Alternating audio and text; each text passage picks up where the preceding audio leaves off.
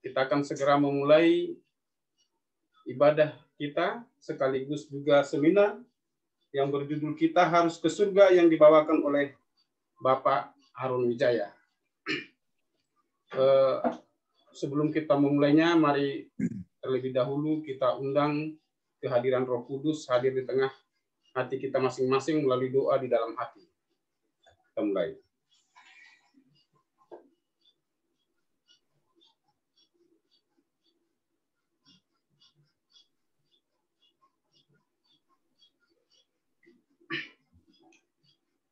Untuk memulai kebaktian kita akan mendengarkan sebuah lagu dari tim Rumah Sakit Advent Bandung. Kami persilakan.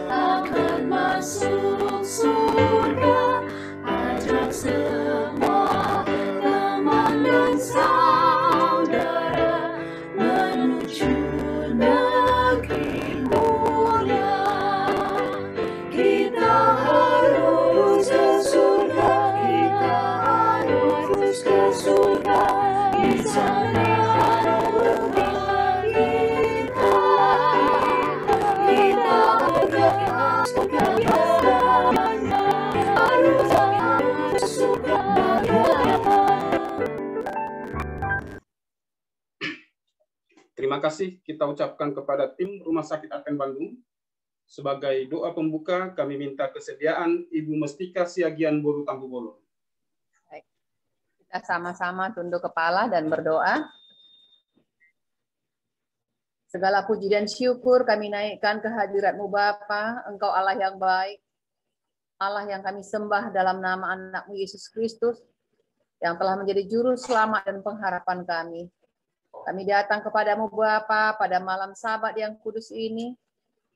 Kiranya Engkau berkenan menerima kami Bapa dalam kebaktian malam Sabat ini. Terima kasih Bapa atas perlindungan-Mu kepada seluruhnya kami sepanjang 6 hari yang lalu. Hingga pada malam hari ini, pada malam Sabat yang kudus ini, Engkau tetap ada beserta dengan kami, memberikan nafas hidup dan kesehatan kepada kami, sehingga kami dapat berbakti melalui Zoom, jemaat yang ada di Anna Maria Lawakabesi, dan juga sahabat-sahabat kami dari tempat yang lain. Kiranya Tuhan pada malam hari ini, Engkau memberkati hamba-Mu Bapak Aaron Wijaya yang akan membawakan firman kepada kami, bahwa kami harus ke surga. Kami yakin Tuhan, Engkau telah menjanjikan rumah yang indah bagi kami. Biarlah Tuhan beliau Engkau urapi, agar berkata-kata sesuai dengan kehendak-Mu. Dan firman yang akan kami dengarkan membawa kehidupan kami selangkah lebih dekat lagi untuk kedatangan-Mu yang kedua kali. Kami Tuhan memiliki harapan yang indah, bahwa kami seluruhnya yang ada di Zoom ini dapat bersama-sama masuk ke dalam rumah yang indah, rumah yang telah Engkau sediakan, rumah yang tidak ada tangis dan air mata lagi, tetapi semua adalah kebahagiaan. Oh Bapa yang baik, kami yakin Tuhan pada malam hari ini Engkau berada di dalam hati kami yang paling dalam. Engkau ada dalam hidup kami Bapa. Berkati kami seluruhnya yang mendengarkan Tuhan. Biarlah Tuhan firman ini dapat kami lakukan dalam kehidupan kami. Kami tidak hanya pendengar firman, tapi melakukan firman. Dan kami juga Tuhan dapat menjadi terang dimanapun kami berada. Kami dapat membawa umat-umat datang kepadamu. Datang menyembah Engkau Tuhan. Kami yakin dan percaya dalam setiap langkah kami. Kami akan menunjukkan bahwa Engkau lah yang hidup melalui perilaku kami masing-masing. Terima kasih Bapa yang baik. Pada malam hari ini juga Tuhan, kami mengakui bahwa begitu banyak segala dosa yang kami lakukan sepanjang umur hidup kami. Kami sering menyakiti Engkau Bapa. Tapi kami yakin Tuhan, Engkau akan mengampunkannya karena Engkau telah memberikan Yesus mati untuk kami. Agar kami bersama-sama ke rumah yang indah. Bapa yang baik, Bapa yang penuh kasih. Biarlah Tuhan berkat-berkat-Mu, berkat sabar dapat kami terima pada malam hari ini.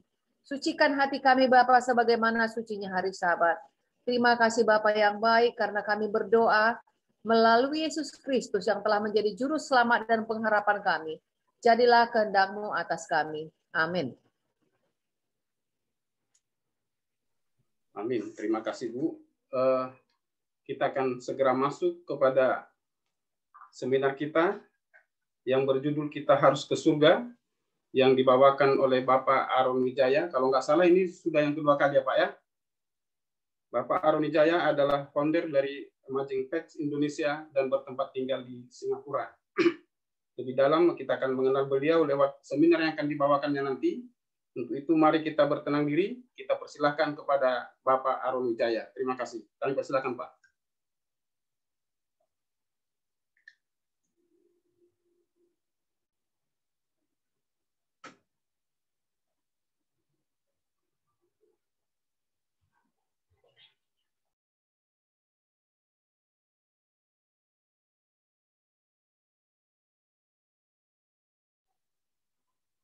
Unmute dulu barangkali Pak.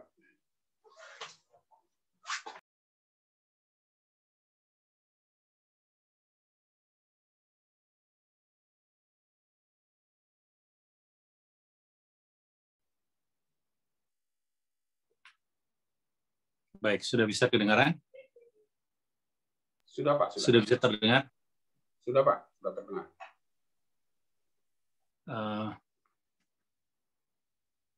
Baik. Sudah bisa kelihatan share screen-nya? Belum ada, Pak. Belum ada, Pak. Belum ada ya? Oh, begini.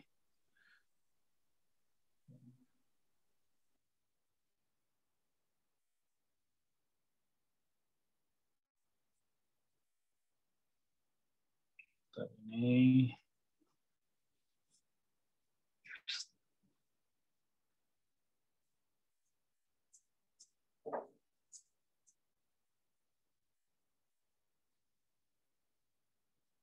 bentar ya.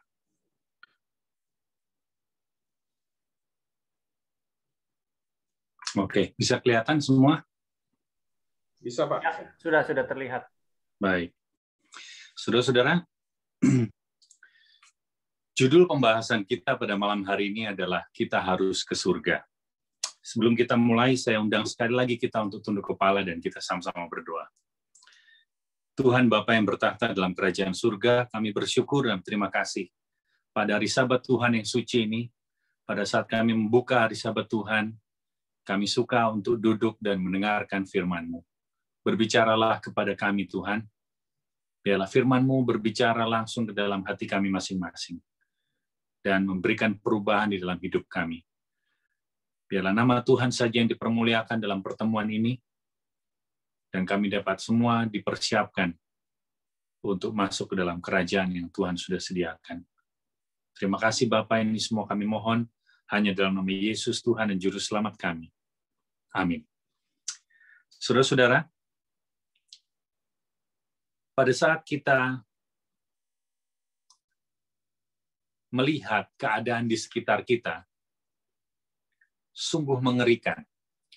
Tadi pagi saya baca, ada yang mengirim bahwa Medan banyak sekali yang terjangkit COVID. Benar? Apakah benar demikian? Benar, Pak, benar. Benar, Pak. Benar ya. Nah, di India luar biasa, sehari bisa 300.000 sampai 400.000 orang yang meninggal. Dan apa yang mereka buat? Mereka angkat dewa-dewa mereka, dan akhirnya mereka buang ke sungai. Karena menurut mereka tidak ada gunanya kami menyembah dewa-dewa yang tidak bisa berbuat apa-apa, sementara kami mengalami keadaan yang tidak baik. Kalau kita lihat arti dari, kok hilang saya punya ya?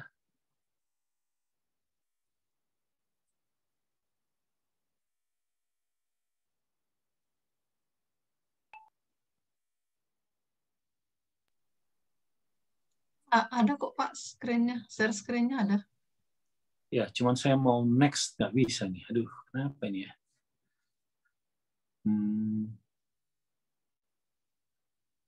Ya.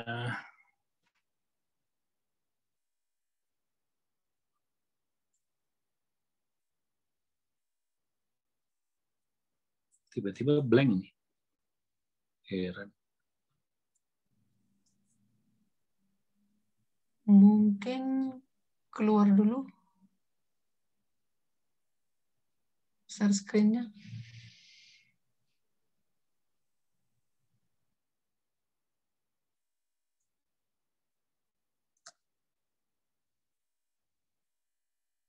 Bentar ya. Waduh.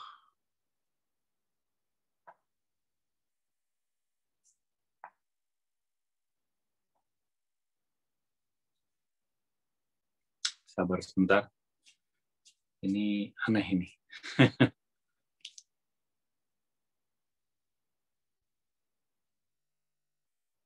Saya coba sekali lagi ya.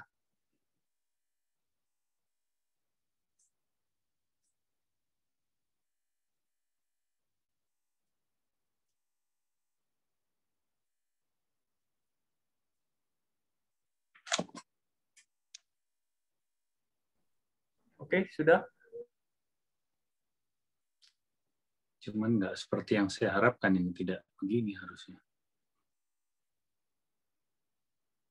Dia bisa nyambung terus.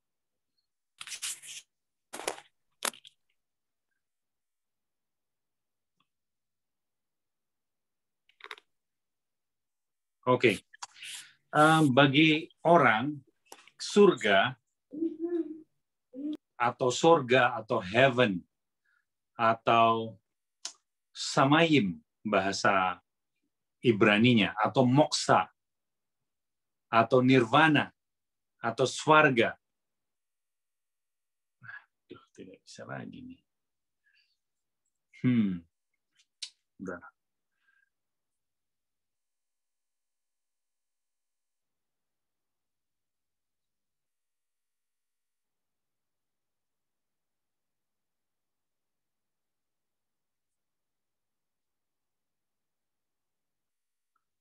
Atau nirvana, atau swarga loka, kayangan orang Jawa bilang, tian orang Cina, paradise dalam bahasa Inggrisnya, atau jannah bahasa Arabnya, dan bermacam-macam yang lain. Itu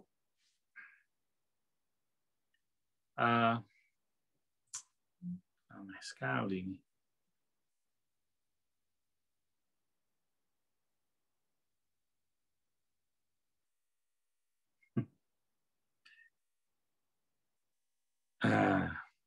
Menurut Wikipedia, surga atau langit adalah tempat kosmologis religius atau supranatural di mana makhluk seperti dewa, malaikat, roh, dan orang suci atau leluhur yang dihormati berasal, bersemayam atau bertahta. Surga sering digambarkan sebagai tempat tertinggi, paling suci, yang sangat berbeda dengan neraka atau dunia bawah atau tempat yang rendah. Pada saat orang India membuang dewa-dewa mereka, mereka tidak lagi menganggap bahwa dewa-dewa yang mereka sembah itu memiliki kekuatan. Tidak ada surga bagi mereka yang di mana dewa-dewa mereka yang mereka sembah selama ini bersemayam. Tapi bagaimana dengan orang Kristen? Kalau kita mau tahu tentang satu topik, ada baiknya kita datang ke paling awal seperti apa? Ya, seperti apa itu? Kita lihat di dalam sebentar ya.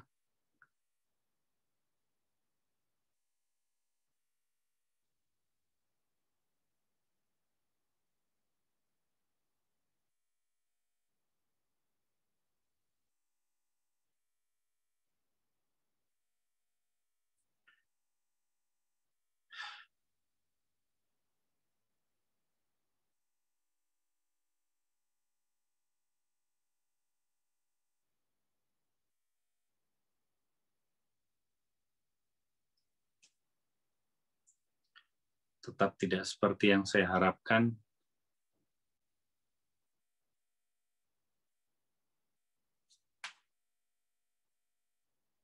Baik, di dalam Alkitab, di dalam Kejadian 28 ayat yang ke-17, mengatakan bahwa ia takut dan berkata, alangkah dahsyatnya tempat ini.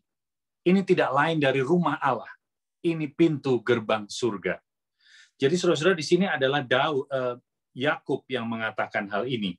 Pada saat dia lari dari kakaknya, dari rumah orang tuanya, dia lari menuju ke rumah pamannya. Di situ dia bermimpi. Dan di situ dia katakan, ia takut dan berkata, alangkah dahsyatnya tempat ini. Ini tidak lain dari rumah Allah. Ini pintu gerbang surga. Lalu yang lain, di dalam Ulangan 26, ayat yang ke-15. Jenguklah dari tempat kediamanmu yang kudus, dari dalam surga, dan berkatilah umatmu, Israel, dan tanah yang telah kau berikan kepada kami, seperti yang telah kau janjikan dengan sumpah kepada nenek moyang kami, satu negeri yang berlimpah. Susu dan madunya. Jadi saudara-saudara, di sini dikatakan bahwa tempat kediamanmu yang kudus dari dalam surga. Jadi dengan kata lain, tempat kediaman Tuhan itu di surga.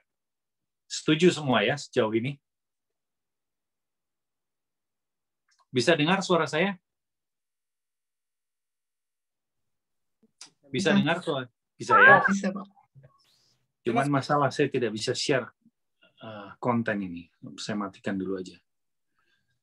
Atau kalau boleh diizinkan dikirim ke kami biar nanti kita share dari sini. Ya, bisa juga. Cuman pakai apa ya kirimnya? Pakai WA? WA ya. Sudah. Atau kirim ke chat bisa nanti.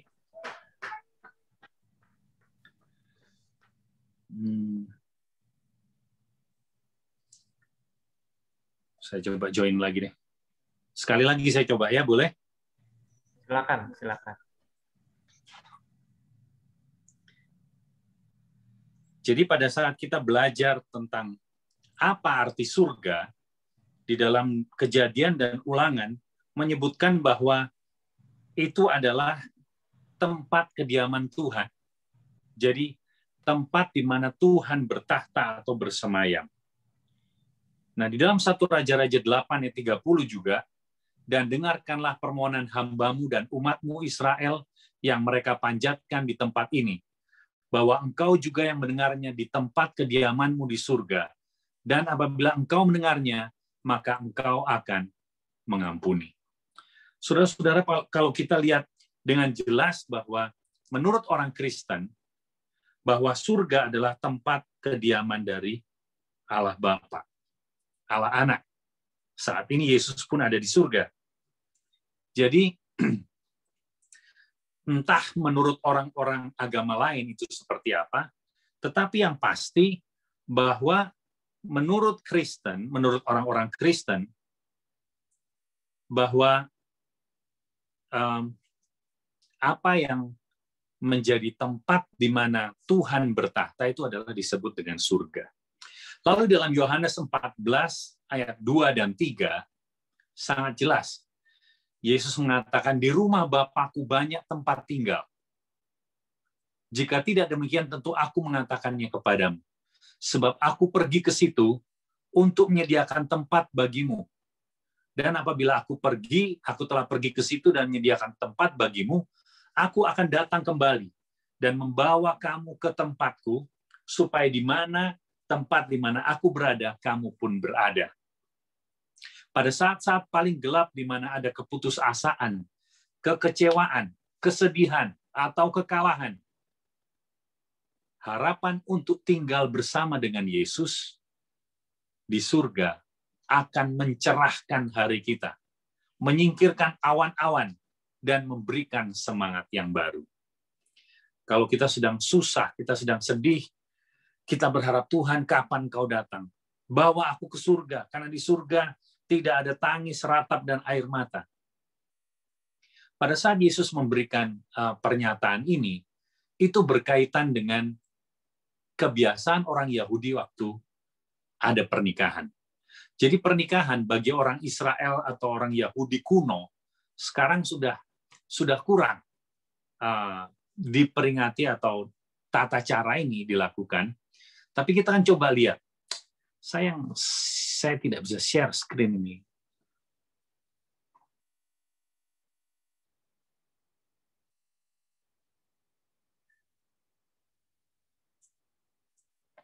Coba saya matikan lagi ya. Ini caranya ini gimana? Jadi pada saat orang-orang Yahudi ini memberikan tata cara untuk pernikahan, maka mereka akan membuat satu hal yang mirip dengan apa yang kita sudah atau biasa kita lakukan, tetapi agak sedikit berbeda. Yang membedakan adalah bahwa bagi mereka pernikahan itu ada 3 tahap, tetapi satu rangkaian. 3 tahap tetapi satu rangkaian yang membuat perbedaan di antara pernikahan di antara kita dengan orang Yahudi atau orang Israel kuno. Jadi perbedaannya itu adalah bagi mereka ada 3 tahapan. Yang pertama, bahwa ada yang disebut dengan sidukin atau komitmen bersama. Jadi sidukin, lalu ada erusin atau kidushin, itu pertunangan. Erusin atau jadi setelah komitmen bersama ada pertunangan. Lalu setelah itu ada nisuin atau cupa atau pernikahan itu sendiri.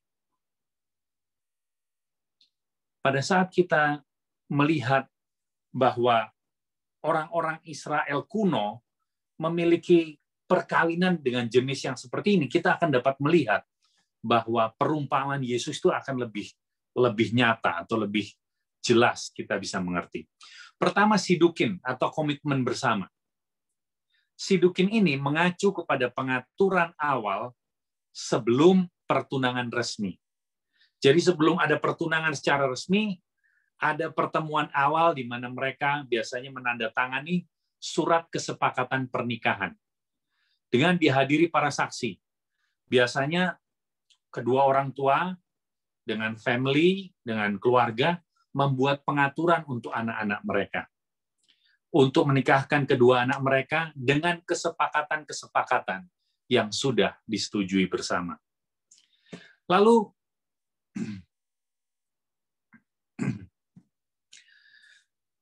secara tradisional, dalam persiapan upacara erusin atau kidusin atau pertunangan ini, mempelai wanita atau kalah itu akan juga mempelai pria atau chatan, itu ya. Kalau mempelai wanita disebut kalah, mempelai pria disebut chatan. Direndam secara terpisah dalam air, direndam secara terpisah di dalam air dalam sebuah ritual yang disebut mikvah, yang melambangkan pembersihan spiritual. Saudara-saudara, kalau kita lihat di sini, kita menjadi mengingat bahwa kalau dicelupkan atau direndam, itu sama dengan baptisan. Kita tahu bahwa Kristus sudah dibaptis.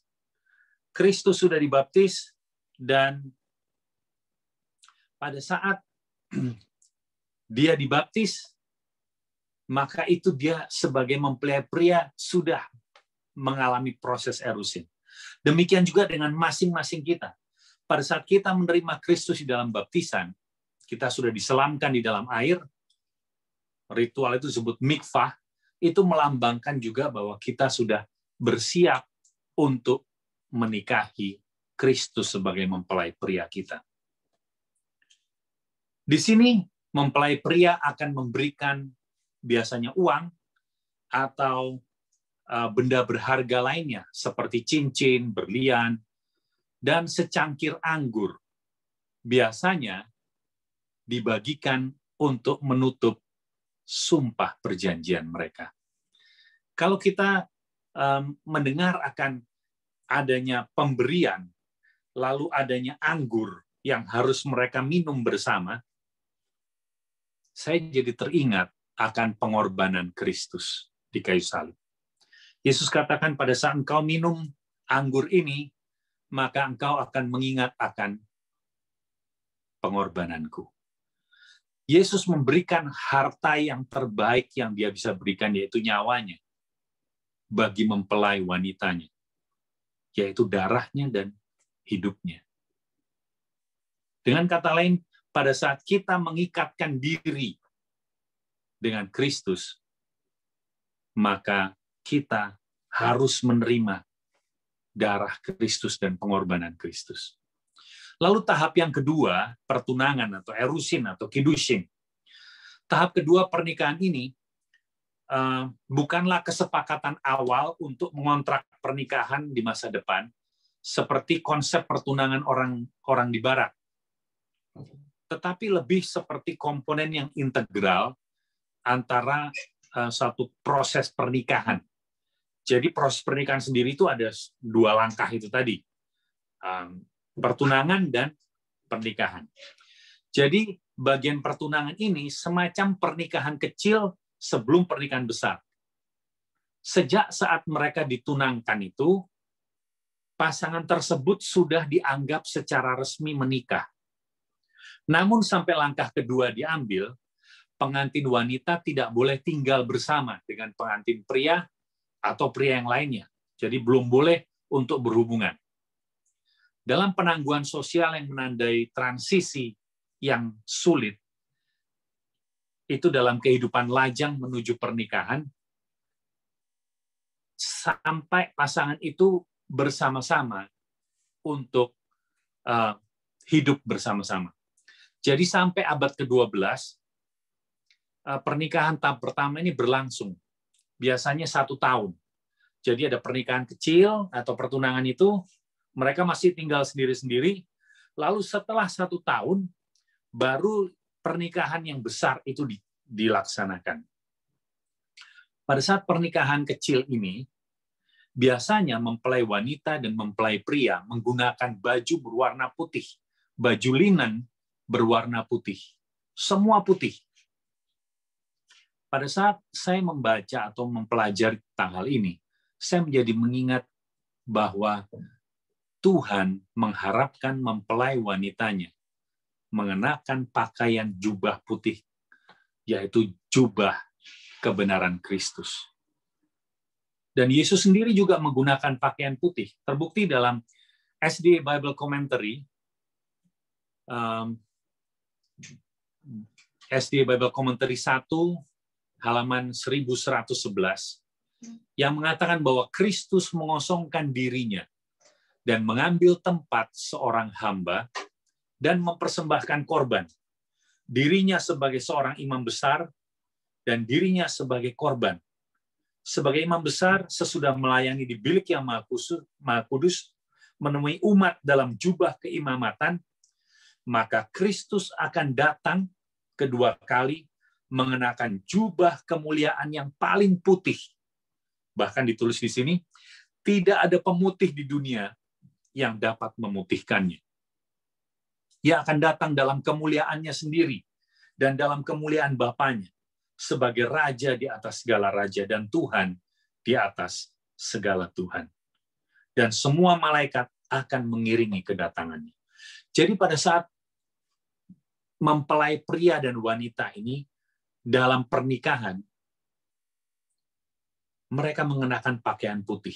Kristus mengenakan pakaian putih karena dia sudah siap untuk datang sebagai mempelai. Dan mempelai wanita juga memakai baju putih, melambangkan betapa sucinya mereka hidup. Lalu pada saat pernikahan itu, ada tradisi mempelai wanita mengelilingi pengantin 7 kali, lalu kemudian berdiri di sisi kanan pengantin di bawah cupah. Cupah itu pondok yang sudah dibangun. Saudara-saudara, kalau kita tahu bahwa orang-orang Israel memperingati hari raya pondok daun-daunan, di situ melambangkan mereka akan masuk ke dalam kerajaan surga. Mempelai ini setelah mereka akan diberkati oleh rabi, mereka juga harus ada di bawah cupah itu sendiri. Lalu wanita ini akan mengelilingi pria, mempelai prianya 7 kali. Dan dianggap itu sebagai kesempurnaan. Dengan kata lain, mempelai wanita ini memberikan dirinya sebagai mempelai wanita yang sempurna. Kalau kita membaca hal ini, kita tahu bahwa Tuhan mengharapkan bahwa kita sebagai gereja, sebagai umatnya, sebagai masing-masing mempelai wanita dari Kristus, memiliki karakter yang sempurna.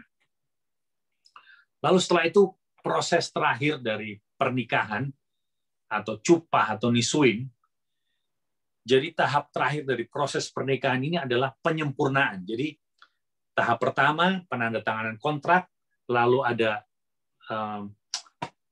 pertunangan, dan masuk ke dalam tahap pernikahan. Secara alternatif disebut nisuin, ya, yang berarti peningkatan status. Mempelai pria akan datang, biasanya dengan kereta, mereka bawa kereta dari rumahnya sendiri, kemudian memboyong pengantin wanita untuk pindah dan tinggal di rumah mempelai pria. Dan biasanya tinggal dengan kedua orang tua mempelai pria. Mempelai pria tidak pernah memberitahukan kapan, baik hari, tanggal, maupun jam kedatangannya. Jadi tugas mempelai wanita selama setahun itu harus mempersiapkan diri dengan, kalau tiba malam, dia harus menyiapkan pelita, dan dia mendengar bahwa kalau nanti ditiup shofar atau trompet dari tanduk binatang itu, maka itu tanda mempelai pria sudah datang.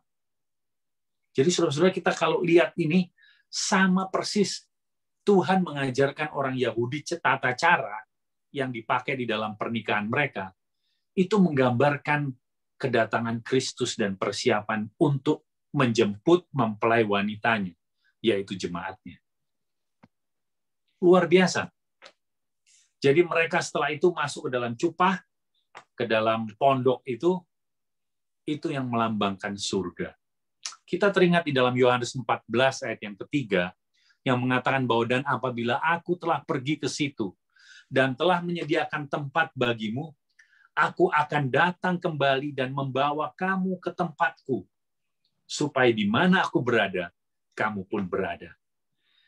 Saudara-saudara, pesta pernikahan atau cupah itu adalah bagian yang terakhir. Kalau kita lihat dari awal, kita sudah bersepakat untuk menerima Kristus. Kita sudah diselamkan. Kita sudah meminum anggur. Dan kita sudah mengikatkan diri dalam pertunangan dengan Kristus. Tinggal satu waktu lagi yang penting adalah pernikahan yang besar pada saat Kristus datang kali yang kedua. Dan ini adalah waktu yang sangat menggembirakan seharusnya. Dalam Wahyu 19 ayat yang ke-7 mengatakan, marilah kita bersukacita dan bersorak-sorai dan memuliakan Dia, karena hari perkawinan anak domba telah tiba dan pengantinnya telah siap sedia. Jadi Tuhan berharap sebagai mempelai pria bahwa Dia akan datang, bahwa Dia akan menjadi pengantin pria yang siap menjemput pengantin wanita untuk dibawa ke rumah Bapaknya. Oleh karena itu Yesus katakan, di rumah Bapakku banyak tempat tinggal. Karena seperti orang Yahudi atau orang Israel kuno, membawa mempelai wanita tinggal di rumah orang tua mempelai pria. Di dalam Testimonies for the Church, 9, jilid 9, halaman 286 dan 287, mengatakan bahwa kita sedang menuju ke rumah. Dia sangat mengasihi kita, Yesus ini ya, hingga telah mati untuk kita, telah membangun kota untuk kita. Yerusalem yang baru adalah tempat istirahat kita. Tidak akan ada kesedihan di kota Tuhan. Tidak ada tangisan kesedihan, tidak ada nyanyian tentang harapan yang hancur, dan kasih sayang yang terpendam. Semuanya itu tidak akan pernah lagi terdengar. Segera pakaian yang berat akan digantikan dengan pakaian pernikahan. Segera kita akan menyaksikan pemahkotaan dari Raja kita. Mereka yang kehidupannya telah disembunyikan dengan Kristus. Mereka yang di dunia ini telah mengakhiri pertandingan iman yang baik, akan bersinar dengan kemuliaan Sang Penebus dalam kerajaan Tuhan. Jadi di sini kita bisa melihat bahwa mempelai pria ini sudah memberikan segala-galanya untuk mempelai wanita. Dia memberikan hidupnya. Dia mencurahkan darahnya. Dan dia rindu untuk bersama-sama dengan mempelai wanitanya. Dia bahkan menyediakan satu kota yang begitu indah. Seperti dalam buku Wahyu. Kita lihat seperti apa surga itu. Lalu ada pertanyaan, surga itu akan seperti apa? Dikatakan dalam tulisannya White di dalam buku Heaven, halaman 5, paragraf yang kedua. Surga itu akan seperti apa? Surga, kata-kata tidak cukup untuk menggambarkannya. Tetapi kitab suci memberikan kita sekilas gambaran dari masa depan yang gemilang. Semuanya akan ada harmoni, akan ada keselarasan, perdamaian, kasih, dan kesatuan. Semua akan menjadi murni, akan ada kesucian dan penuh berkat. Tidak akan ada lagi kesedihan. Tidak ada tangisan dan rasa sakit. Saudara-saudara, mungkin pada malam hari ini ada yang sedang bersedih karena ada yang baru meninggal, atau karena ada yang sakit. Tidak akan ada lagi di sana. Yang terbaik dari semuanya, tidak akan ada lagi kematian. Tidak takut COVID yang merajalela akan merenggut nyawa orang yang kita kasih.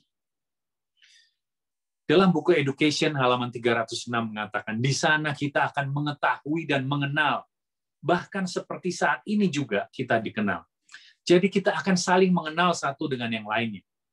Di sana kasih dan simpati yang telah Tuhan tanamkan di dalam jiwa akan menemukan praktek yang termurni dan termanis.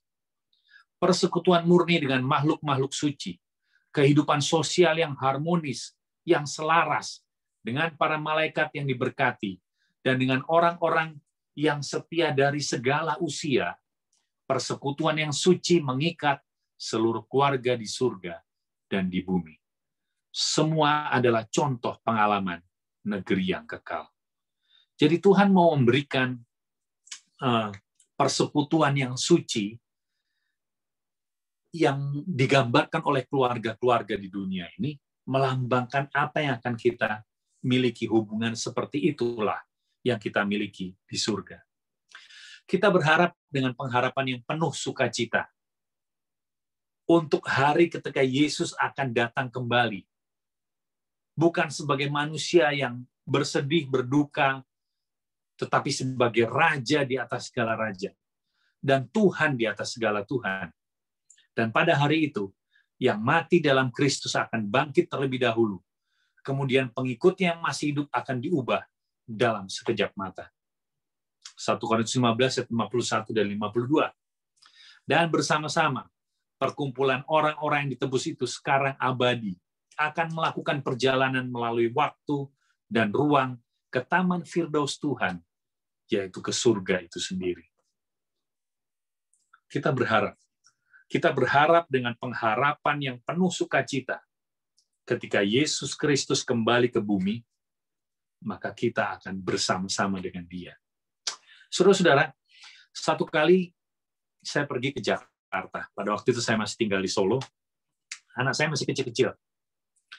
Pada waktu mau pulang, biasanya pada saat saya pergi, saya akan bawa sesuatu sebagai buah tangan untuk anak-anak saya pada saat saya pulang dari bepergian yang cukup jauh. Lalu saya telepon anak saya katakan, "Nak, Dedi sudah mau pulang." Wah, lalu dia mau, "Hore, Dedi mau pulang."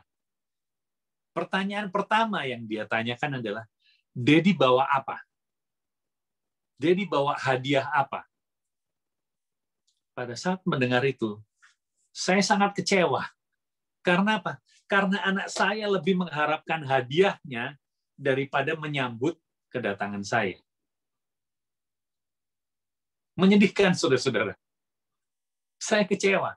Karena saya berharap pertemuan dengan dedinya atau dengan papanya akan membuat anak itu lebih berbahagia. Tetapi kenyataannya, dia lebih menantikan hadiahnya daripada kehadiran ayahnya. Saudara-saudara, bagaimana bila mempelai wanita hanya merindukan surga yang sebagai hadiah, sebagai tempat kediaman, pemberian pernikahan dari mempelai pria, tetapi tidak merindukan mempelai pria itu sendiri. Tidak merindukan Yesus. Kita tidak rindu dengan Yesus. Bagaimana perasaan Yesus? Mungkin akan kecewa sama seperti saya. Orang-orang yang aku kasihi, orang-orang yang aku tebus dengan darahku, dengan hidupku, dengan memberikan seluruh kepenuhan surga, lebih menantikan surganya daripada waktu bersama dengan aku. Pada saat dia datang, apakah kita menyambut dia dengan penuh sukacita? Atau sebaliknya? Tulisan hamba Tuhan mengatakan pengumuman atau pemberitahuan tentang kedatangan Kristus seharusnya menjadi kabar baik dan kabar kesukaan besar, sebagaimana yang pernah dikabarkan malaikat-malaikat kepada para gembala di Betlehem. Mereka yang mengasihi Juru Selamat dengan sungguh-sungguh tidak bisa tidak akan menyambut dengan kesukaan pemberitahuan yang terdapat di dalam firman Tuhan. Bahwa Ia yang akan menjadi pusat pengharapan hidup kekal akan datang kembali. Bukan untuk dihinakan, untuk dibenci dan ditolak. Sebagaimana waktu Dia datang di kali yang pertama. Tetapi dengan kuasa dan kemuliaan untuk menebus umat-Nya. Hanya mereka yang tidak mengasihi Juru Selamat saja yang ingin supaya Ia jangan segera datang. Tidak ada lagi bukti yang paling meyakinkan bahwa umatnya telah memisahkan diri dari Tuhan daripada permusuhan dan gangguan yang ditimbulkan oleh pekabaran yang dikirim dari surga ini. Jadi bagi mereka yang tidak menantikan kedatangan Kristus karena ingin bertemu dengan Kristus, maka kedatangan Kristus bukanlah tempat atau waktu yang menyenangkan. Kabar yang buruk. Waduh, saya nggak bisa menikmati harta saya. Saya tidak bisa menikmati mobil baru saya.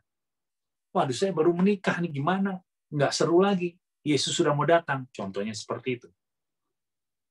Padahal, dengan kasih yang tak terucapkan, Kristus menyambut umatnya yang setia kepada sukacita Tuhan mereka.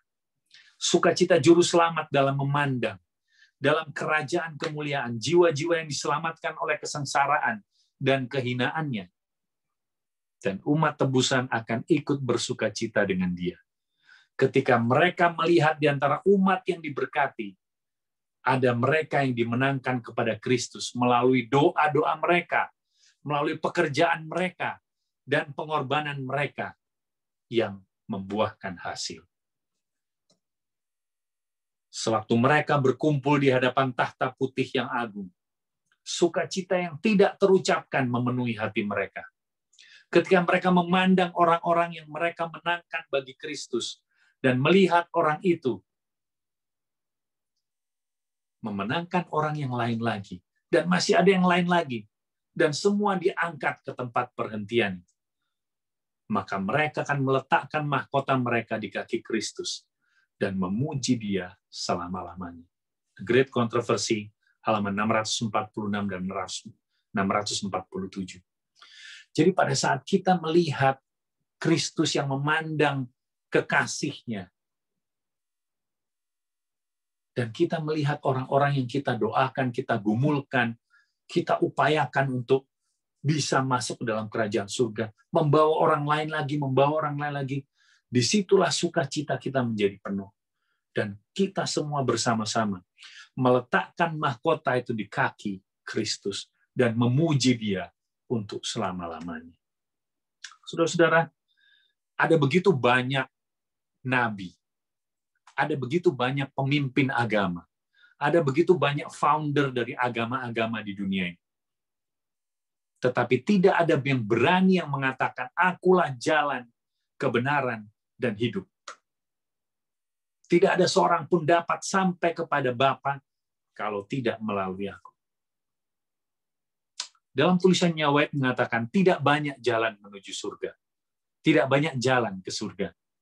Masing-masing tidak boleh memilih jalannya sendiri, apalagi kita sendiri. Kristus berkata, akulah jalan. Tidak ada seorang pun yang datang kepada Bapa kalau tidak melalui aku. Sejak khotbah Injil yang pertama dikhotbahkan, ketika Eden dinyatakan bahwa benih perempuan akan meremukkan kepala ular, Kristus sudah ditinggikan sebagai jalan dan kebenaran dan hidup. Dialah jalan ketika Adam hidup. Ketika Habel mempersembahkan kepada Tuhan darah anak domba yang tersembelih, yang melambangkan darah penebus itu, Kristus adalah jalan yang olehnya bapak-bapak dan para nabi diselamatkan. Dialah jalan yang dengannya kita akan menghampiri tahta kemuliaan Tuhan. Desire of Ages 663. Sayangnya, banyak yang sedang kehilangan jalan yang benar. Mengapa? Karena akibat dari pemikiran bahwa mereka harus mendaki ke surga. Mereka berpikir mereka harus mengusahakan untuk naik terus menuju ke surga. Bahwa mereka harus melakukan sesuatu untuk layak diperkenankan oleh Tuhan. Mereka mencari cara untuk membuat diri sendiri lebih baik melalui usaha pribadi mereka. Hal itu tidak akan dapat mereka capai. Kristus telah membuat jalan itu. Kristus sudah menyiapkan jalan itu. Melalui mati dan menjadi pengorbanan kita. Dengan hidup sebagai contoh kita. Dengan menjadi imam besar kita. Ia menyatakan, akulah jalan dan kebenaran dan hidup. Jika dengan sesuatu dari usaha kita sendiri kita dapat naik satu tingkat saja dari tangga untuk menuju ke surga, maka firman Kristus tidak akan menjadi benar. Tetapi saat kita menerima Kristus, perbuatan baik akan muncul sebagai bukti, hasil bahwa kita berada di dalam jalan kehidupan itu. Bahwa Kristus adalah jalan kita, dan bahwa kita menjalani jalan kebenaran yang menuju ke surga. The Review and Herald, November 4, 1890. Jadi kalau kita merasa bahwa kita sanggup untuk naik ke tangga surga, oh saya akan menjadi lebih baik, maka Kristus itu bohong pada saat dia mengatakan, akulah jalan, kebenaran, dan hidup. Kalau ada saja usaha dari manusia yang dapat membuat dia naik satu tingkat menuju ke surga, hanya dengan menerima Kristus, maka perbuatan baik itu akan muncul, dan disitulah kita tahu bahwa Kristus adalah jalan, kebenaran, dan hidup. Jaminan akan kelepasan kita. Dengan kemanusiaannya, Kristus menjamah manusia. Dengan keilahiannya, ia berpegang kepada tahta Tuhan. Jadi dia sebagai jembatan, ya. Selaku anak manusia, ia memberi kepada kita sebuah contoh penurutan. Selaku putra Tuhan, ia memberikan kepada kita kuasa untuk menurut. Kristuslah yang ada di belukar di Bukit Horeb. Pada saat dia berkata kepada Musa, aku adalah aku, I am that I am.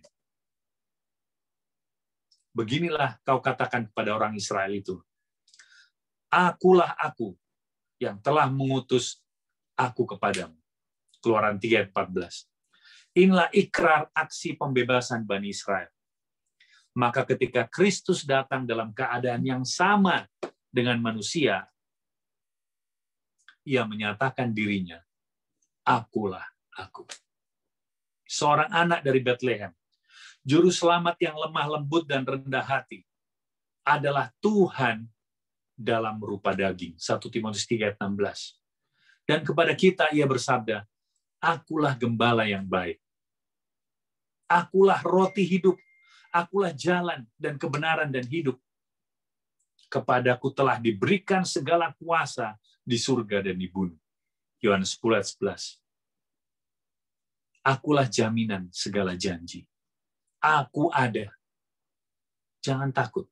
Tuhan bersama kita adalah jaminan kelepasan dari dosa. Jaminan kekuatan untuk menurut hukum surga. Saudara-saudara, pada saat kita menerima Kristus, disitulah kita menerima jaminan bahwa kita menang terhadap dosa. Asalkan kita mau untuk mengizinkan dia bekerja di dalam kehidupan kita.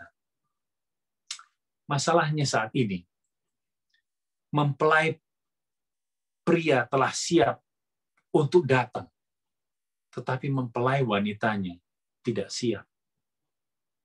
Sayang, mempelai wanita sedang tertidur lelap, saudara-saudara. Kita semua sedang tertidur lelap, menikmati keadaan kita di dunia ini. Sebagaimana yang ditulis dalam Matius 25, perumpamaan 10 anak darah, 5 yang bijaksana, dan 5 yang bodoh. Ayat 1 mengatakan, pada waktu itu, hal kerajaan surga seumpama 10 gadis yang mengambil pelitanya dan pergi menyongsong mempelai laki-laki. 5 diantaranya bodoh dan 5 diantaranya bijaksana. Gadis-gadis yang bodoh membawa pelitanya tetapi tidak membawa minyak. Sedangkan gadis-gadis yang bijaksana membawa pelitanya dan juga minyak di dalam buli-buli mereka. Pertanyaannya, apakah kita mempunyai minyak di dalam kehidupan kita, atau kita hanya bawa pelita yang kalau mati sudah tidak ada minyaknya? Dalam pelajaran Alkitab kita tahu bahwa minyak melambangkan Roh Kudus, melambangkan pengalaman berjalan hidup bersama dengan Kristus. Apakah kita sudah menerima Roh Kudus? Di dalam buku Kamu akan menerima kuasa, tanggal 17 Januari, sebagaimana embun dan hujan diberikan. Pertama untuk menyebabkan benih berkecambah, lalu mematangkan panenan.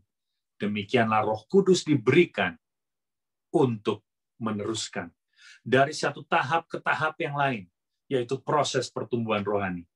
Pematangan gandum menggambarkan penyelesaian pekerjaan kasih karunia Allah dalam jiwa.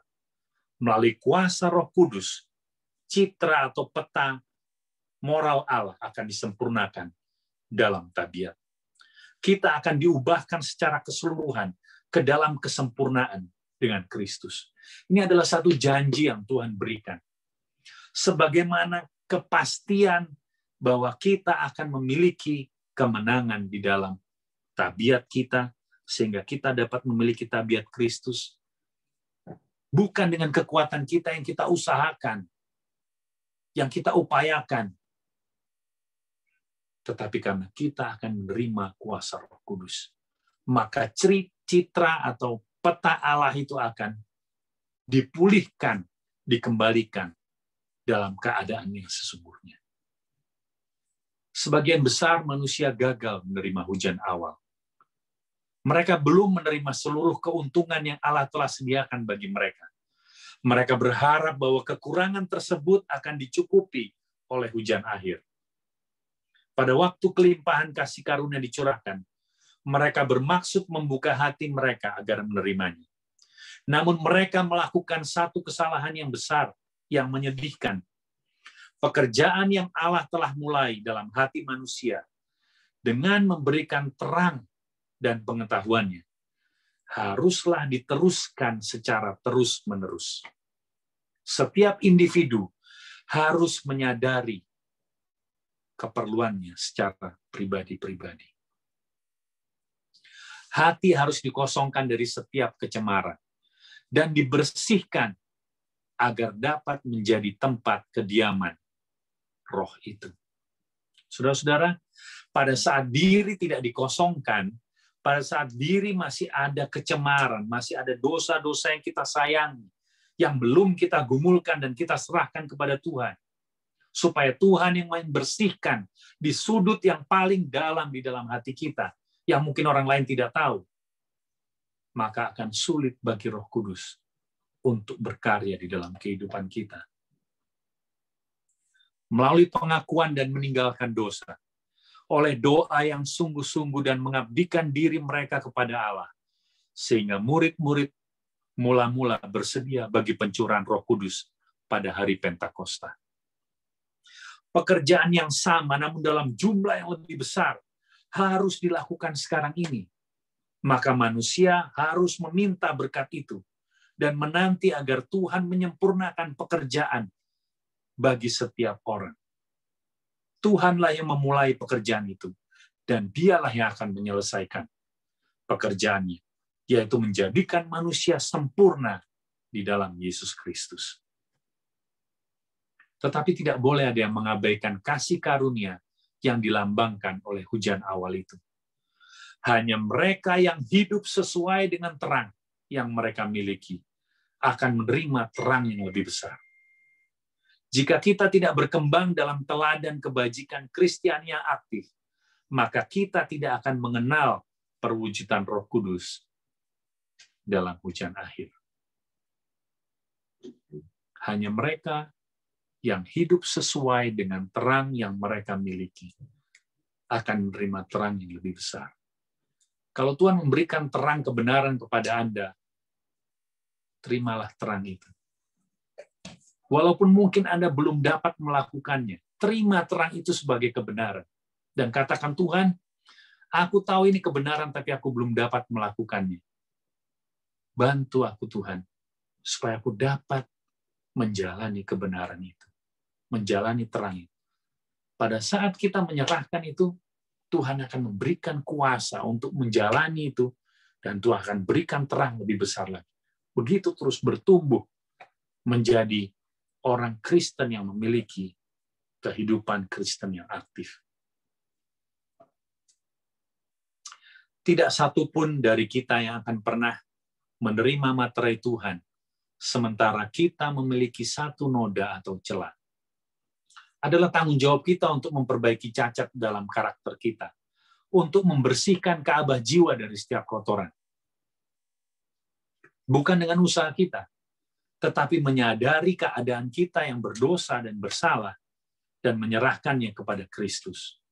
Karena dia katakan, aku adalah aku. Dia adalah janji dari semuanya. Akulah jalan kebenaran dan hidup. Akulah gembala, akulah air hidup. Kristus sudah memberikan semuanya. Janji yang dapat dia berikan. Pada saat kita mengizinkan Kristus bekerja di dalam kehidupan kita, maka sedikit demi sedikit kekotoran itu akan dibersihkan. Saudara-saudara tahu, di dalam satu gelas yang penuh dengan tinta hitam pekat, bagaimana cara untuk menghilangkan tinta itu tanpa harus menuang atau menggoyangkan gelasnya? Adalah dengan mengisi dengan air jernih terus-menerus. Maka semua kotoran, semua noda hitam, tinta yang pekat itu akan menjadi air yang jernih kembali. Hanya dengan mengisi jiwa dengan kebenaran firman Tuhan, menerima kenyataan bahwa Kristuslah yang sanggup membersihkan kotoran-kotoran di dalam hati dan jiwa kita, maka kotoran itu akan Tuhan bersihkan dari kehidupan kita. Kemudian hujan akhir akan dicurahkan kepada kita. Sebagaimana hujan awal dicurahkan kepada murid-murid pada hari Pentakosta. Bukan ini suatu janji yang adalah kabar baik. Oleh karena itu judul dari pekabaran malam hari ini, kita harus ke surga. Kenapa? Bukan karena kita ingin memperoleh apa yang hadiah yang Tuhan berikan, tapi karena kita rindu untuk bersama-sama dengan Tuhan, bersama-sama dengan Juru Selamat yang mengangkat kita dari kekotoran, dari jurang dosa, dari lumpur dosa. Maka kita akan memiliki sukacita di dalam Dia. Hosea 6 ayat 3 katakan, marilah kita mengenal dan berusaha sungguh-sungguh mengenal Tuhan. Ia pasti akan muncul seperti fajar. Ia akan datang kepada kita seperti hujan pada akhir musim yang mengairi bumi. Saudara-saudara, marilah kita pada malam hari mengenal dan berusaha sungguh-sungguh mengenal Tuhan. Karena dialah jalan, dialah kebenaran, dan dialah hidup itu. Tanpa kita mengenal Dia, kita tidak akan pernah menerima surga. Kalau kita tidak mengasihi mempelai pria, bagaimana mempelai pria akan memberikan harta, bagaimana dia memberikan rumah yang indah, kota yang dia sudah siapkan bagi kita. Tapi janji Tuhan, pada saat kita berusaha sungguh-sungguh mengenal Dia, maka Tuhan akan muncul seperti fajar. Ia akan datang seperti hujan pada akhir musim yang mengairi bumi. Bukankah itu yang menjadi kerinduan kita, saudara-saudara sekalian? Harga penebusan kita tidak akan disadari sampai orang-orang tebusan itu kelak berdiri di depan penebus di hadapan tahta Tuhan. Pada hari itu kelak ketika segala kemuliaan rumah yang kekal itu memancar ke dalam panca indera kita yang terpesona, kita pun akan mengingat bahwa Kristus telah meninggalkan semua keindahan itu hanya untuk menebus saudara dan saya. Bahwa Ia bukan saja meninggalkan istana surga, melainkan mengambil risiko, kegagalan, dan kematian yang kekal untuk menebus kita dari dosa. Pada masa itu, kelak kita pun akan meletakkan semua mahkota kita di kakinya, serta menyanyikan nyanyian anak domba yang disembelih itu, layak untuk menerima kuasa, menerima kekayaan dan hikmat dan kekuatan dan hormat dan kemuliaan dan puji-pujian. Saudara-saudara, pada saat Yesus meninggalkan surga, bukan hanya kemuliaan surga, kemewahan, keindahan yang Dia tinggalkan, tetapi Dia mengambil resiko kegagalan. Seandainya Dia berdosa pada saat Dia menjadi manusia, maka Dia akan mati mengalami kematian yang kekal. Dia akan berdiri di barisan musuh untuk melawan Bapanya. Dan itu tidak main-main dan bukan sandiwara, saudara-saudara. Itu adalah pilihan yang dia buat bagi saudara dan saya. Dia menebus dengan harta yang terbaik dan dengan secawan anggur darahnya, supaya mempelai wanita itu memiliki jubah yang putih bersih.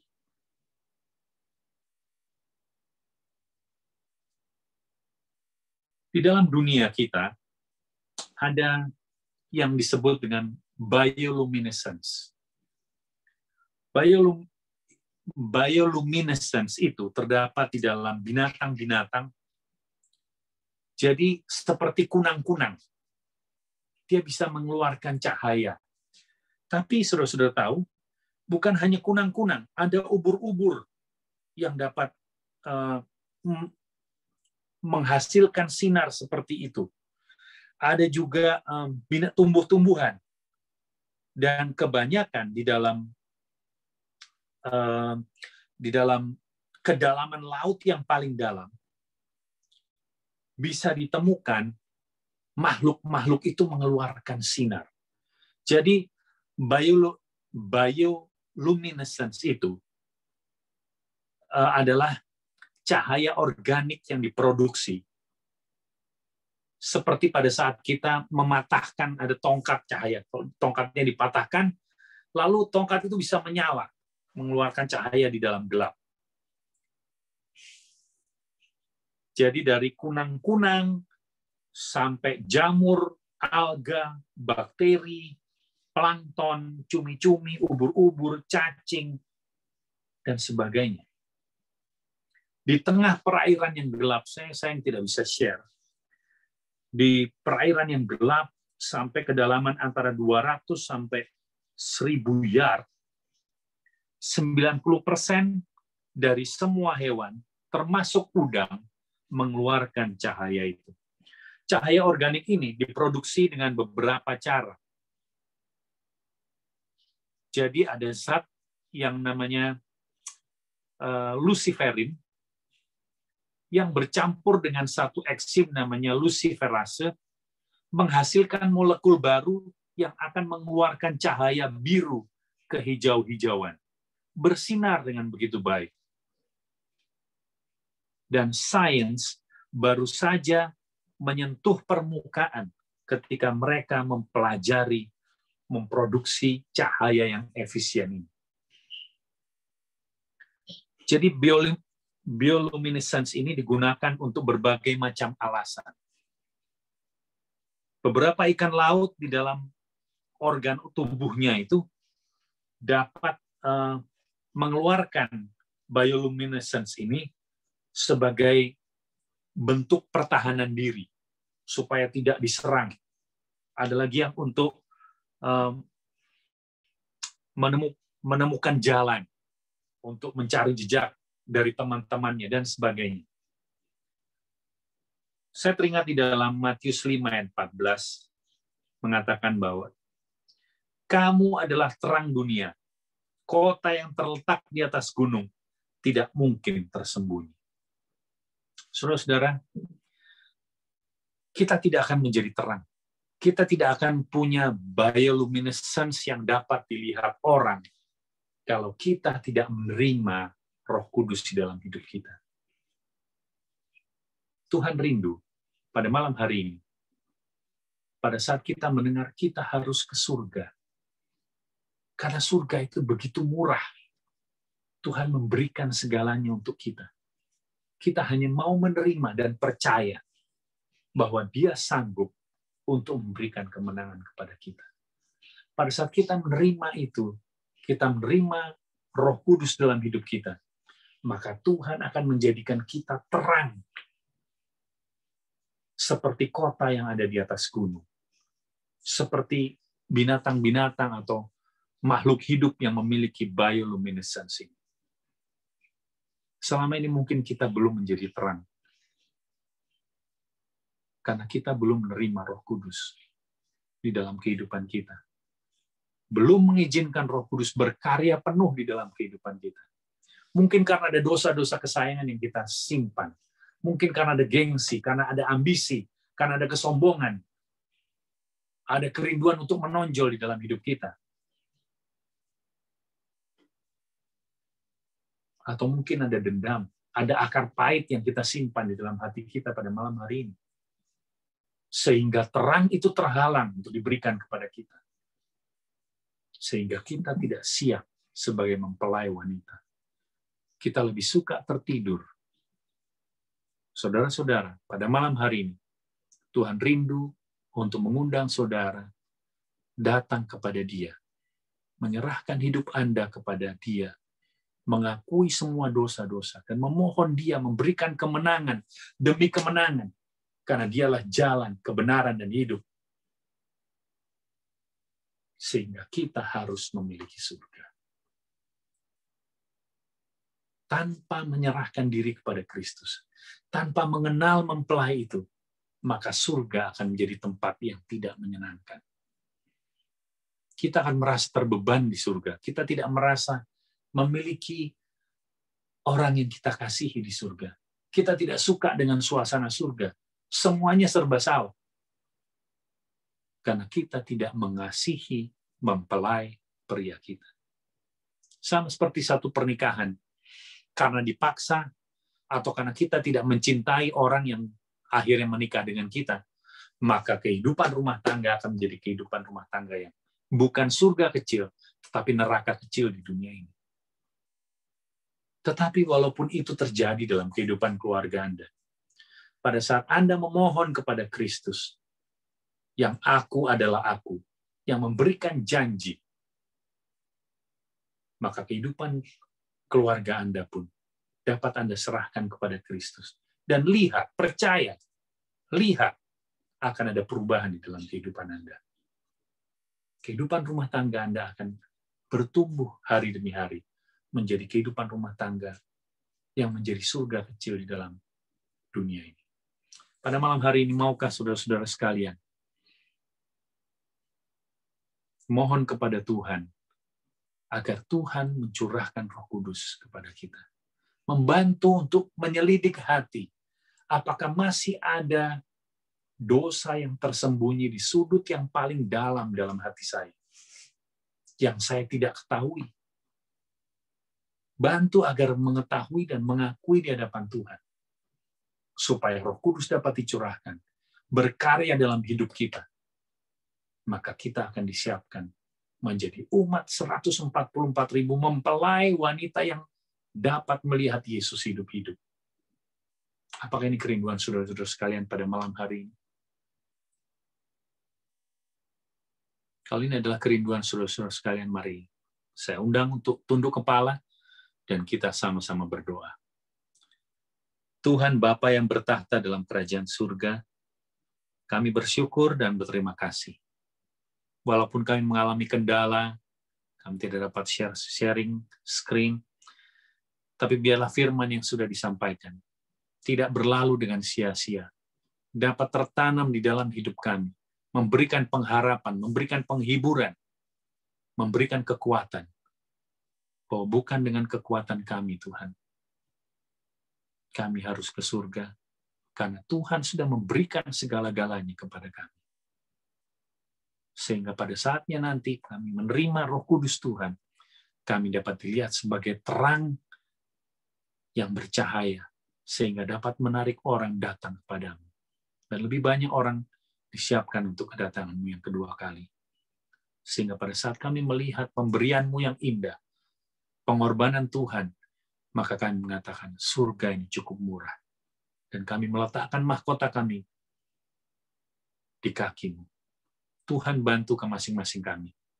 Dalam setiap pergumulan kami, pergumulan di dalam hidup, pergumulan di dalam segala tantangan problema hidup, pergumulan dengan dosa-dosa kesayangan kami, agar kami dapat menyerahkannya kepada Tuhan dan melihat bagaimana Tuhan berkarya dan membuat kami menjadi pemenang-pemenang yang siap menantikan kedatangan Tuhan sebagai mempelai wanita yang memiliki pakaian putih bersih yang siap menanti kedatangan-Mu. Terpujilah nama-Mu Tuhan. Sepanjang hari Sabat ini, biarlah pikiran, perkataan, dan juga tindakan kami semuanya dapat sesuai dengan kehendak Tuhan. Kami menikmati waktu bersama dengan Tuhan sebagai suasana surga yang Tuhan izinkan kami peringati setiap minggunya. Terima kasih Bapak, berkati jemaat Analu KBC di Medan agar menjadi terang yang dapat membawa jiwa-jiwa datang kepada Tuhan. Terpujilah namamu Bapa di dalam nama Yesus, Tuhan penebus dan juru selamat kekasih hidup kami. Amin.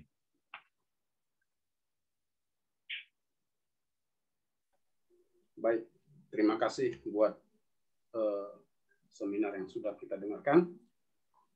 Di sini ada, gimana Pak? Ini boleh nggak kita buka tanya jawab? Ya, ada pendeta di sini? Ada, pendeta Sembiring. Oke. Saya bukan ahli untuk bisa menjawab semua, jadi kalau saya tidak tahu, pendeta tolong dibantu. Ya. Pertama saya akan buka, ada sebuah pertanyaan tadi di ruang chat ini. Demikian pertanyaannya Pak. Bagaimana kalau saya mengasihi Kristus, tapi saya di luar Advent, tapi berhari Sabat juga, dan berjalan sesuai Yesus ajarkan? Apakah saya diterima oleh mempelai pria? Itu pertanyaannya. Mungkin boleh dijawab barangkali, Pak. Ya, jadi pertanyaannya saya ulangi ya. Bagaimana kalau saya mengasihi Kristus, tapi saya di luar Advent, tapi berhari Sabat juga, dan berjalan sesuai Kristus ajarkan? Apakah saya diterima oleh mempelai pria? Ya, jadi kasih itu akan mengubahkan. Ya, nanti kalau saya salah tolong dikoreksi pendeta atau ditambahkan, silakan. Jadi kasih itu mengubahkan. Saat seseorang mengasihi, anggaplah seorang pria mengasihi seorang wanita, sang pria ini perokok berat. Lalu sang wanita katakan, saya tidak suka bau rokok. Nah, nggak suka. Kalau kamu masih mau sama saya, jangan lagi merokok. Kalau si pria ini mengasihi wanita itu dengan sungguh-sungguh, kira-kira Pak Sigalingging, mau berhenti nggak? Berhenti merokok, mau diusahakan berhenti merokok nggak? Mau, Pak. Mau ya, karena sudah mengasihi sungguh-sungguh. Demikian juga pada saat Kristus meminta kita untuk mengikuti semua. Kalau engkau mengasihi aku, turutilah semua perintah-perintahku. Kalau kita sudah mempelajari gereja mana yang benar, ya kita harus mohon kepada Tuhan untuk dapat mengikuti gereja yang benar itu. Jadi kalau Tuhan minta apa, kita akan ikuti karena kita mengasihi Tuhan. Jadi saudara-saudara, itu yang saya bisa jawab. Mungkin ada tambahan dari pendeta, saya persilahkan. Baik, terima kasih Pak Aaron. Saya rasa sebelum jawaban yang disampaikan Pak Aaron dari materi yang sudah disampaikan sudah terjawab ya. Tadi juga dalam materi kutipan yang disampaikan oleh Pak Aaron sudah ada jawaban itu. Kita tidak fanatik atau eksklusif bahwa Advent saja yang masuk surga. Tentu kita tidak memiliki paham seperti itu. Tetapi kalau kita mengasihi Yesus, sebagaimana Pak Aaron katakan, sebagaimana firman Tuhan katakan, tentunya tidak ada yang terlalu sukar, ya, tidak ada yang terlalu sukar. Lalu yang pasti adalah apa yang menjadi kewajiban kita adalah ketika kita mengetahui terang, ya Tuhan akan menuntut sejauh terang yang ada pada kita. Jadi kalau kita lebih banyak tahu, tetapi kita tidak melakukannya, ya tentu itu merupakan satu bukti nyata bahwa kita tidak betul-betul mengasihi Yesus, kira-kira seperti itu. Jadi saya rasa ya mereka yang tidak memelihara hari Sabat juga boleh saja masuk surga, atau sebaliknya yang pemelihara hari Sabat tidak masuk surga. Jadi itulah yang boleh mungkin saya sampaikan sedikit. Terima kasih, Pak. Mudah-mudahan bisa menjawab ya.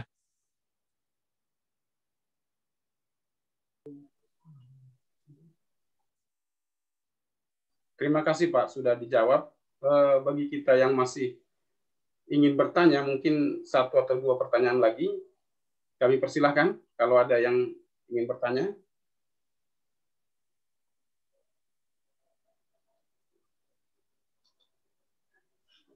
Baik, saya mau coba apa ya? Agak kebingungan waktu tadi dikatakan bahwa kedatangan Tuhan itu bagaikan pengantin laki-laki Yesus dan kita adalah mempelai wanita. Apa bedanya dengan yang di dalam kitab Wahyu 21 yang dikatakan bahwa mempelai wanitanya itu Yerusalem? Kira-kira gimana sih gambarannya supaya supaya jangan ada salah? Kalau di dalam Yesaya Wahyu 21 ayat 2 kalau tidak salah, pengantin wanitanya itu Yerusalem. Jadi kedatangan Tuhan itu seperti pernikahan antara Yesus dan pengantin wanitanya Yerusalem. Mohon pencerahan. Saya agak kebingungan untuk hal ini. Jadi kalau kita lihat di dalam Wahyu 21, di dalam banyak ayat, Yesus menganggap bahwa umat Tuhan itu adalah mempelai wanita. Kalau kita baca Wahyu 21 ayat yang kedua, dan aku melihat kota yang kudus Yerusalem yang baru turun dari surga dari Allah, yang berhias bagaikan pengantin perempuan yang berdandan untuk suaminya. Jadi kota Yerusalem ini berhiasnya seperti mempelai wanita, tapi bukan Yerusalem mempelai wanita. Jadi berhiasnya keindahannya dengan semarak batu permatanya, emasnya, dan lain-lainnya. Itulah yang menyerupai pengantin wanita yang bersiap menemui pengantin pria. Kira-kira seperti itu. Tapi di dalam banyak ayat, demikian juga tulisan hamba Tuhan Nyonya White, selalu mengatakan bahwa mempelai wanita itu adalah kita gerejanya. Mudah-mudahan bisa menjawab. Ya, terima kasih untuk pencerahan. Mungkin ada tambahan, Pendeta, silakan.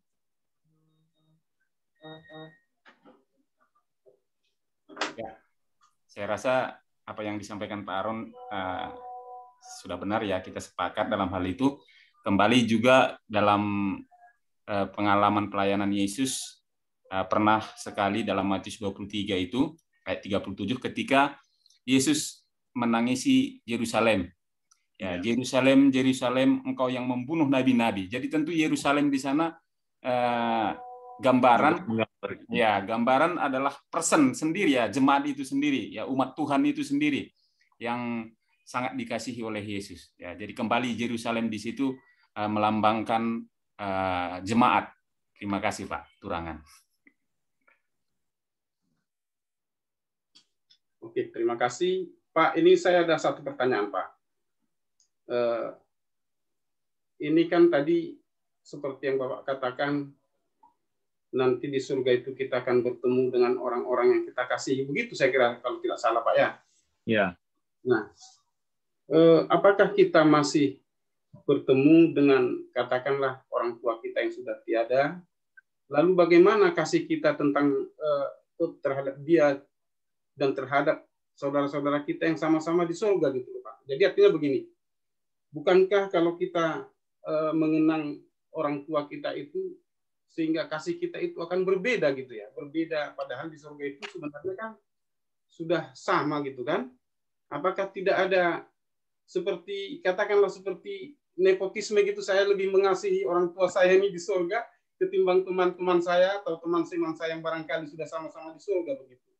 Kira-kira bagaimana kasih kita itu ketika di surga nanti? Adakah perbedaan dengan orang-orang kita kenal atau tidak begitu? Maksud saya Pak. Terima kasih. Ya,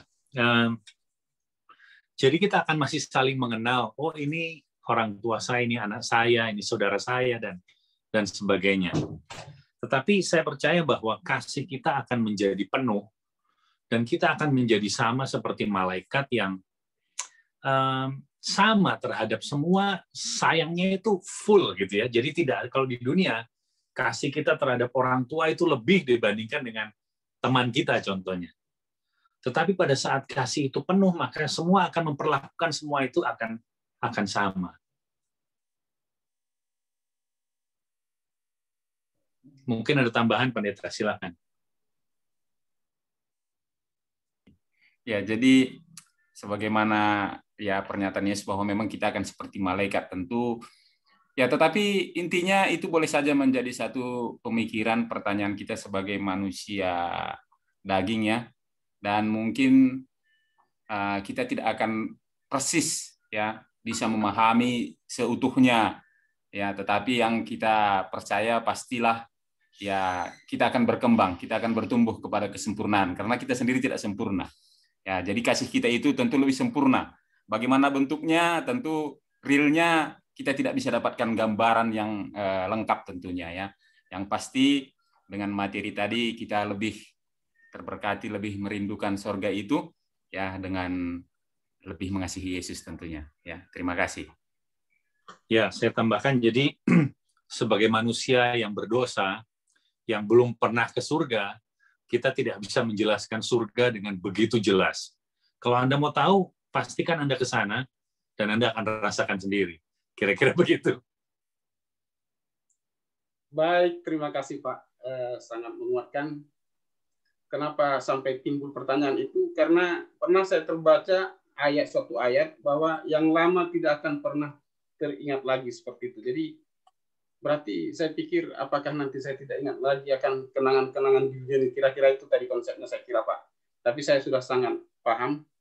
Nah, mungkin ada lagi barangkali satu pertanyaan lagi karena kita juga terbatas waktu. Ada perbedaan waktu 1 jam ya Pak ya. Singapura 6 jam ya. Nah, jadi baik, selamat sahabat. Saya mau bertanya mungkin bukan tentang surga ya, tapi dalam Yohanes 3 ayat 13 dikatakan bahwa tidak ada seorang pun yang telah naik ke surga selain daripada dia yang telah turun dari surga, yaitu anak manusia. Sementara waktu itu saya tahu Henok masuk surga kan ya? Apa memang tidak ada surga sebelum nanti Yesus itu datang gitu?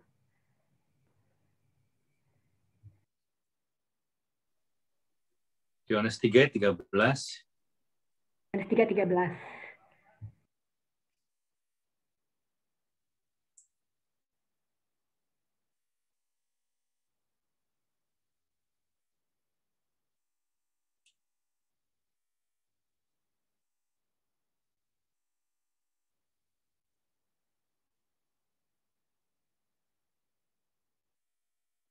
Jadi pertanyaan bagaimana, tolong diulangi.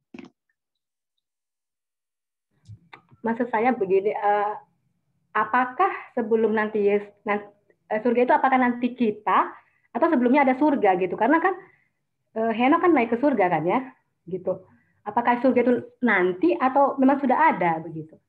Kalau kita baca dari ayat ini saja, ini sudah jelas. Tidak ada seorang pun yang telah naik ke surga selain daripada dia yang telah turun. Telah turun berarti kan sudah turun. Sudah turun dari surga. Kita tahu bahwa surga itu sudah ada. Karena setan sendiri dicampakkan dari surga dengan sepertiga malaikat. Jadi surga itu sudah ada sebelumnya. Jadi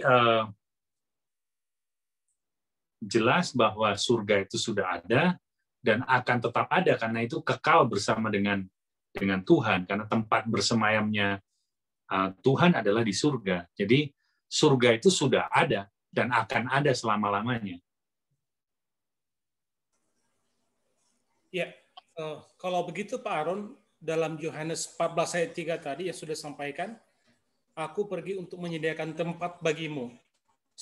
Belum ada, karena dia aku pergi untuk menyediakan, dan apabila aku datang, maka aku akan membawa kalian bersama-sama gitu. Ya, kadang-kadang di dalam Alkitab ini penuh dengan bahasa-bahasa kiasan. Ya. Jadi seolah-olah ya itu mungkin dalam seperti yang kita bahas barusan bahwa sebagaimana seorang mempelai pria